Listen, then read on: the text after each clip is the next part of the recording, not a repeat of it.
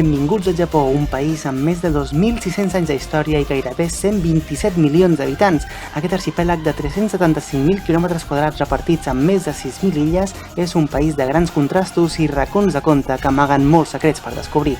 És per això que des d'ara iniciem un tomb pel Japó, començant pel sud, Osaka, un dels motors econòmics del país i tercera ciutat més gran del Japó. Nara, la que va ser la primera capital de l'imperi japonès.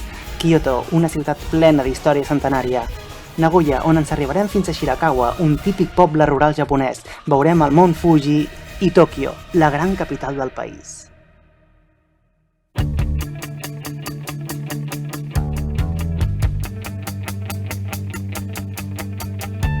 Osaka és la tercera ciutat més gran del Japó, amb 2.700.000 habitants.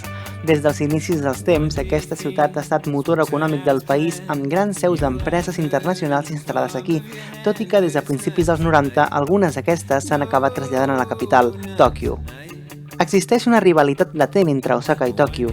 Una de les construccions més recents d'Osaka per mostrar la seva força és l'edifici Umeda, una torre de 173 metres d'alçada de Hiroshihara amb un observatori al capdamunt que uneix les dues torres que formen el complex, que s'ha convertit en tot un símbol reconegut de la ciutat.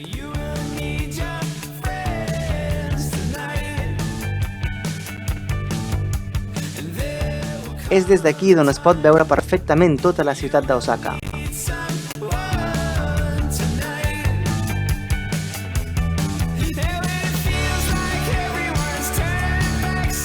La ciutat d'Osaka va ser originalment anomenada com Naniwa. L'emperador Kotoku va fer de l'àrea la seva residència i l'anomenà Naniwa no Miya, Palau de Naniwa. Aleshores no existia el concepte de capital, però si fos així parlaríem d'Osaka com la primera capital del Japó. Aquest país sempre ha sigut complex, dividit entre els senyors feudals de l'època que volien ampliar cada cop més els seus territoris, fins que tres personatges van començar una conquesta de tota la illa per unificar-la. Van ser els daimyo Nobunaga Oda i Hideyoshi Toyotomi i el shogun Ieyasu Tokugawa.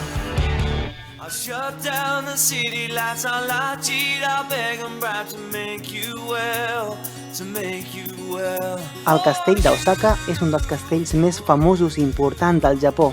Una magnífica edificació reconeguda com a superior, ja que consta de 5 nivells d'alçada construït sobre una base de pedra com a defensa d'atacs exteriors. També té elements d'or guarnint la yagua o torre per impressionar els visitants. Va ser aixecat a l'era de Toyotomi a finals del segle XVI i va representar un paper important per la unificació del Japó com a imperi. Toyotomi, conegut com el senyor de la guerra, va mantenir el país sota el seu domini mentre residia en aquest castell.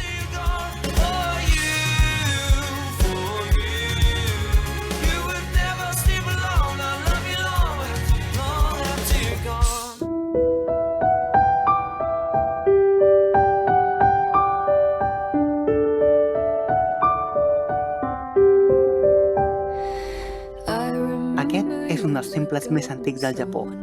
Es troba dins mateix de la ciutat d'Osaka i és, com tots els temples japonesos, un lloc de culte pels religiosos.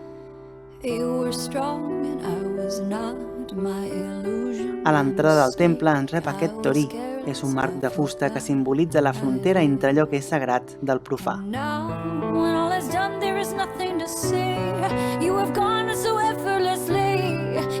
I destaca un pont construït completament de fusta. S'anomena Taikobashi. El nom està composat per les paraules taiko, que és una espècie de tambor rodó japonès, i bashi, que es pot traduir com a pont. L'arquitectura japonesa antiga i tradicional construïa tots els elements i edificis amb fusta, i per protegir-la del temps, la pintaven. El color més emprat és el vermell, que simbolitza la bona sort, la felicitat, l'entusiasme i la passió per aquesta cultura. Aquest és un temple xintoista, el que vol dir que els practicants adoren els kami o esperits de la natura.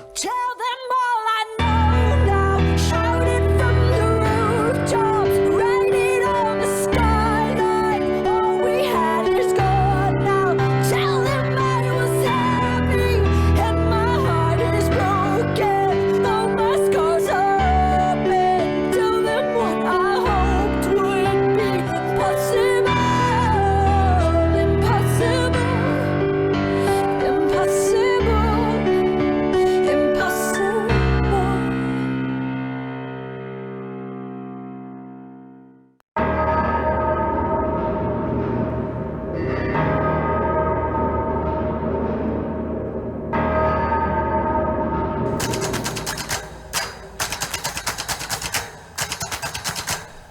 Todai-ji és un temple que es troba a Nara, la que va ser la primera capital del Japó. Aquest temple budista té la figura del Buda més gran del país. Rep el nom de Dainichi, que vol dir Buda que brilla com el sol. Segons la llegenda, 2,5 milions de persones van ajudar a la construcció del Buda, que fa una alçada de 20 metres. El Buda queda resguardat pel que és l'edifici de fusta més gran del món, comparat amb un edifici de 8 plantes d'alçada. Tot envoltat pel Parc dels Cérvols, un espai on centenars de cérvols n'han fet el seu hàbitat.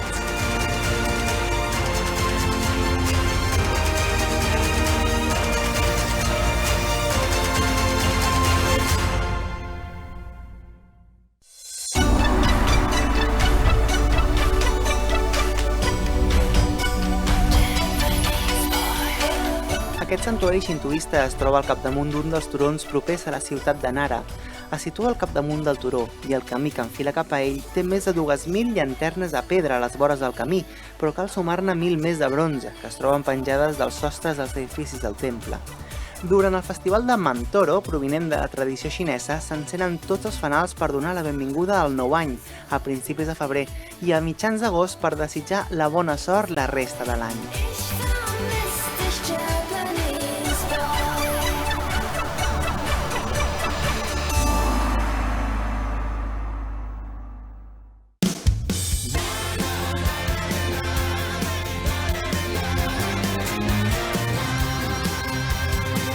Kyoto, que significa la capital. L'emperador Kammu va moure la capital des de Nara fins aquí.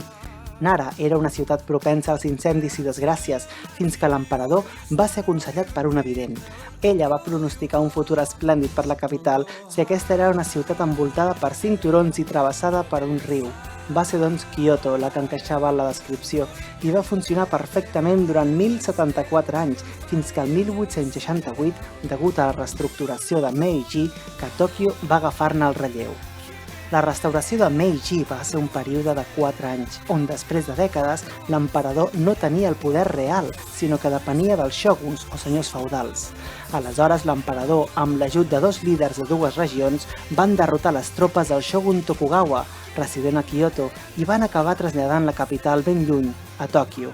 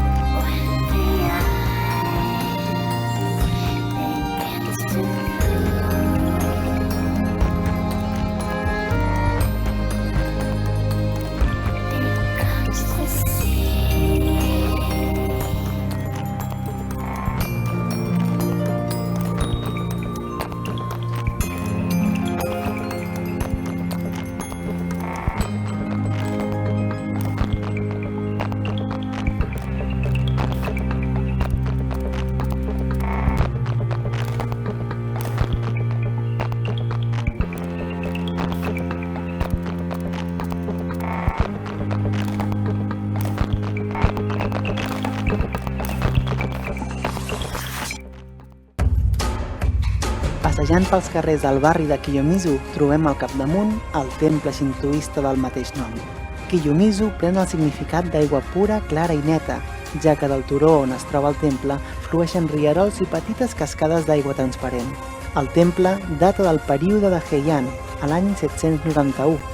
El període de Heian es considera com el punt d'or de la cort imperial japonesa i es destaca pel seu art, en especial la poesia i la literatura.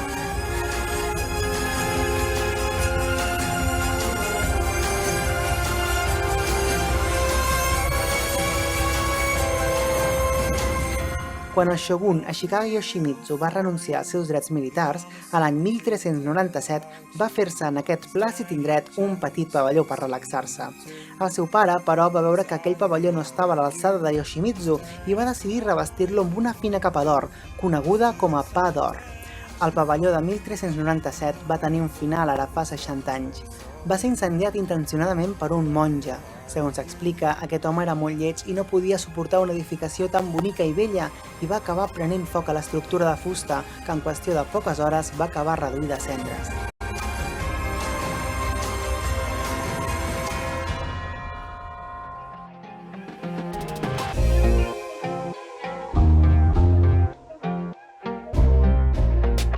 Fushimi Inari és un santuari situat als peus d'un altre dels turons que envolten la ciutat de Kyoto. Aquí s'adora la deïtat Inari. Una deïtat és com un déu a què se li atribueixen poders sobrenaturals.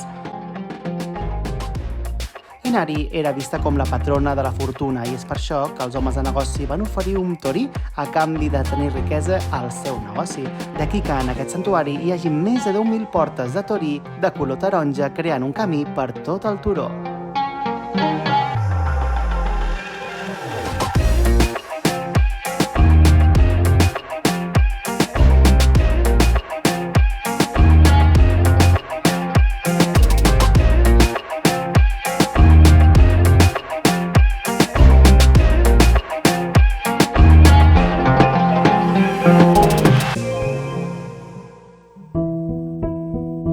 El barri de Gion representa el nucli històric central de la ciutat de Kyoto. Preserva encara els elements arquitectònics tradicionals japonesos. És una zona coneguda mundialment per la presència, des de fa centenars d'anys, de geishes i maikos. També trobem el Gion Corner, un petit recinte on es fan encara les representacions teatrals més tradicionals del Japó.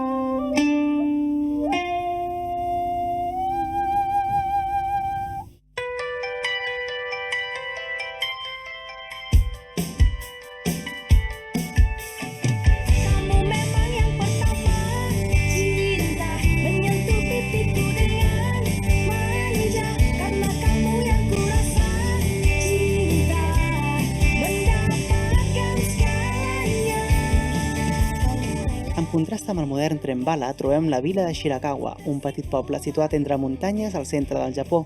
Aquest llogaret conserva encara algunes cases anomenades minka, que són les típiques cases de pagesos i pescadors. Aquestes són d'estil Geishō-sukuri, que tenen com a característica unes teulades molt altes i molt inclinades per evitar que la neu se'ls acumuli en època de nevades. La vila sobreviu gràcies als camps d'arròs. Amb el fred intens es comença a plantar. Durant tot l'estiu creix i al setembre es fa la sega.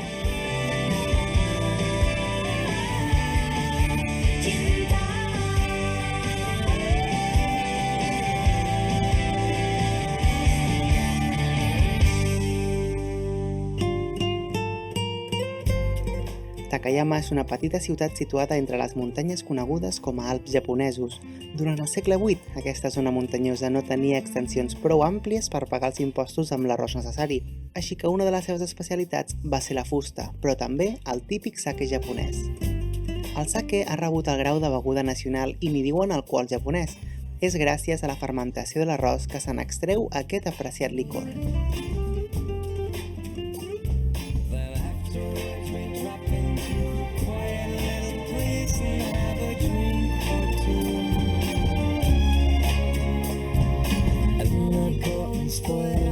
Saying something stupid like I love you. I love you. I love you.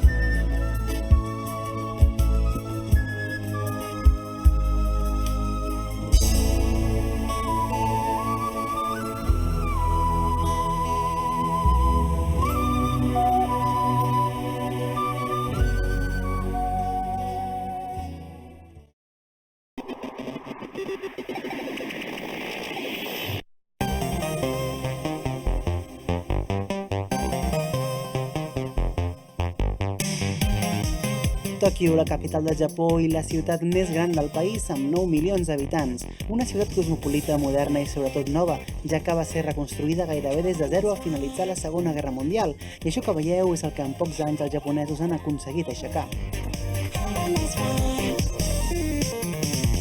La primera parada és el barri de Shibuya. Només en aquesta zona hi viuen 200.000 habitants. És conegut com el districte comercial i d'entreteniment, on es troben centres comercials, restaurants, grans marques de moda, un no parar. De fet, aquí sempre hi ha moviment, sobretot a l'encreuament de carrers davant de l'estació del barri. Una famosa cruïlla i la que diuen que és la més transitada del món.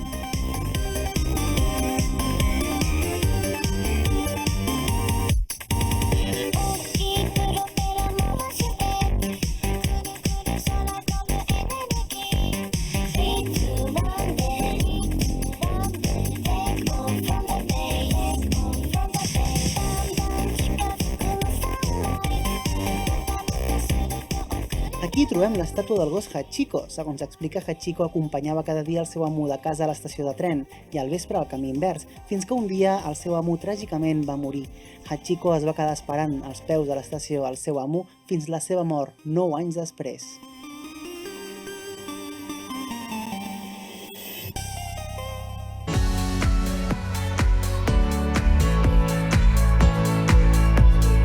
En un dels pulmons verds de Tòquio, al parc de Yoyogi, trobem el santuari de Meiji. Un cop finalitzada la restauració de Meiji i fer de Tòquio la capital, l'anomenada Tieta de Japó, o òrgan màxim del poder del país, va aprovar la construcció d'un santuari que recolzés el govern d'aleshores. Aquest santuari, però, va quedar arrasat per les bombes de la guerra, així que el 1958 es va finalitzar la seva reconstrucció. I avançant cap al centre de la ciutat, arribarem al Palau Imperial del Japó, envoltat de jardins, rodejat dels gratacels més moderns de la ciutat. Però les mesures de seguretat impedeixen les visites al palau, així que ens hem de conformar amb les vistes des de fora.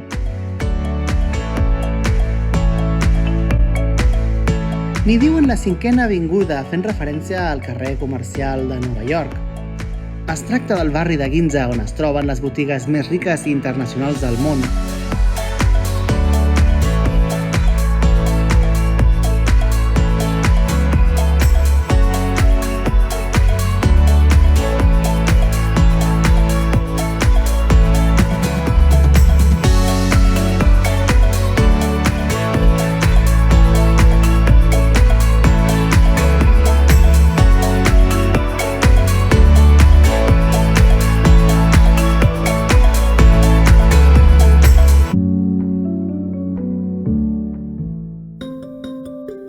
En el barri de Sakusa hi ha el temple de Sensoji, el temple més antic de la ciutat, de l'any 628. Va resistir als bombardejos de la Segona Guerra Mundial que van arrasar la ciutat de Tòquio. El temple està dedicat a la deessa Kannon, que és la deessa de la misericòrdia. El carrer que accedeix a l'entrada principal està ple de petites botigues, ja que aquest temple rep a més d'1,5 milió de persones cada mes. En aquest mateix espai conviuen en harmonia les religions budistes i xintoistes, ja que el temple recull els practicants de les dues religions.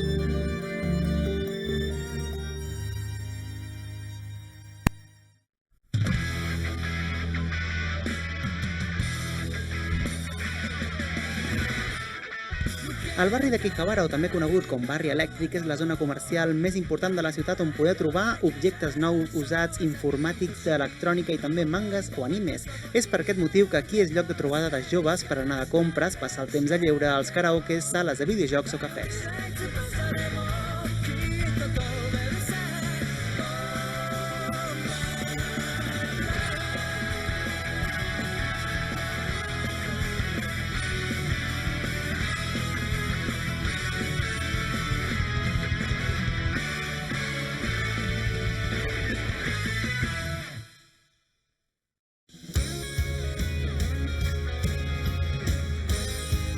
Roppongi és un dels nous barris reconstruïts de la ciutat. Es tracta d'una superfície de 109.000 metres quadrats, on s'hi ha aixecat la Torre Mori, un modern gratacels de 54 plantes i 238 metres d'alçada. Des d'aquí, al costat dels estudis de Asahi TV, es pot veure perfectament la coneguda Torre de Tòquio, basada en l'arquitectura de la Torre Eiffel de París. És del 1958, de 333 metres d'alçada i un pes de 4.000 tones. Anava perfecte per retransmetre els senyals analògics de televisió, però amb l'arribada de la TDT, aquesta torre quedava massa baixa en comparació amb els nous gratacels, que fins i tot són més alts que la torre. Així que aquesta excusa va ser perfecta per la construcció de la Tokyo Sky Tree, la nova torre de telecomunicacions de Tòquio amb 634 metres, més de mig quilòmetre d'alçada, que la converteix en la torre de telecomunicacions més alta del món.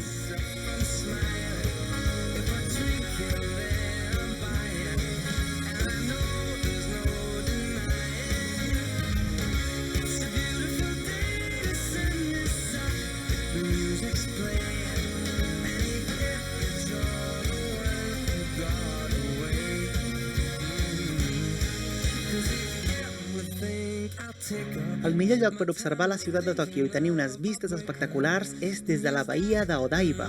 Aquesta zona, a la que s'ha d'arribar amb un monorail, permet una fantàstica panoràmica de la ciutat on no es pot desaprofitar la posta de sol.